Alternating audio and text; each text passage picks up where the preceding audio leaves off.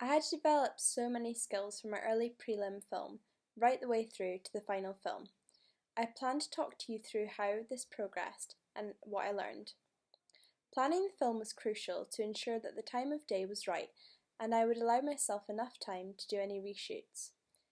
The unpredictable nature of the weather in Scotland means I had to allow extra time in case of bad weather. I needed to research the music for my film carefully. Through research, I found that to replicate a real rom-com, it was important that I created the right atmosphere and mood.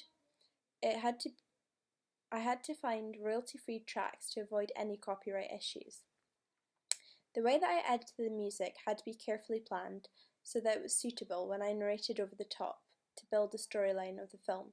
I found in my prelim that I made the music too loud, and I simply modified this in my final film to allow the narration to be heard properly. This was again to underpin the atmosphere and tie it in with the conventions of a real rom-com film. Simple folio sounds did not feature commonly in rom-com films, so I didn't include any in my final film, as narration alone was enough. Instead, I used variations in shot speeds to create a romance and a sense of happiness. Actors can be tricky.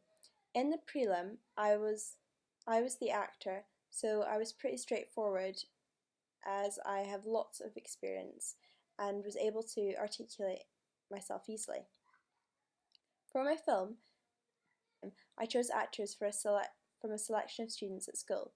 It was quite a challenge to get people to talk, part due to embarrassment and lack of self-confidence, but to avoid any timetable clashes or availability issues, I doubled up the amateur actors so that I could always have a fallback.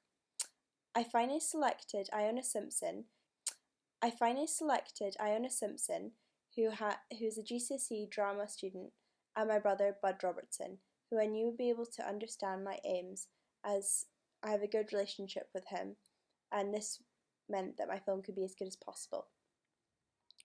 I found that I had to adapt my initial character descriptions of Cassidy, who was supposed to be quiet and underconfident and shy, but on the day, the way Iona played Cassidy translated as her being more self-confident, and on reflection this worked really well, so I was pleased with my refinement.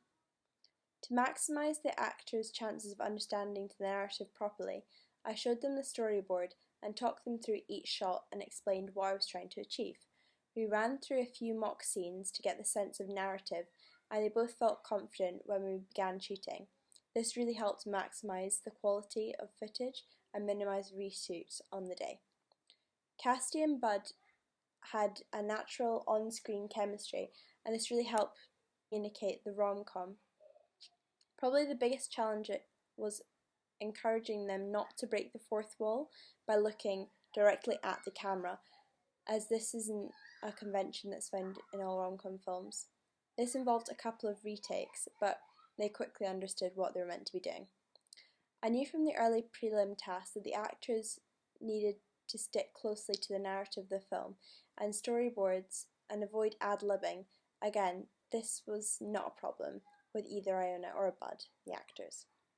Lighting was really important to the film. In my original prelim film, I found I was working in twilight, which was really weak towards the end of the day, so for my final film, I was well prepared and started earlier in the day to leave me plenty of time. I also shot the footage, giving myself a day or two grace in case of poor weather or reshoots. I feel it was really important to maximise naturalistic daylight, as it added a really lovely naturalistic feel to my rom-com. I used some additional ambient light when shooting some internal shots, as it was a little dull. I made sure that the warm tone bulbs and that the cast had a really lovely glow on the protagonist's face, indicating to the audience both happiness, health and warmth. Mise-en-scene was a big learning curve too. The costumes were important.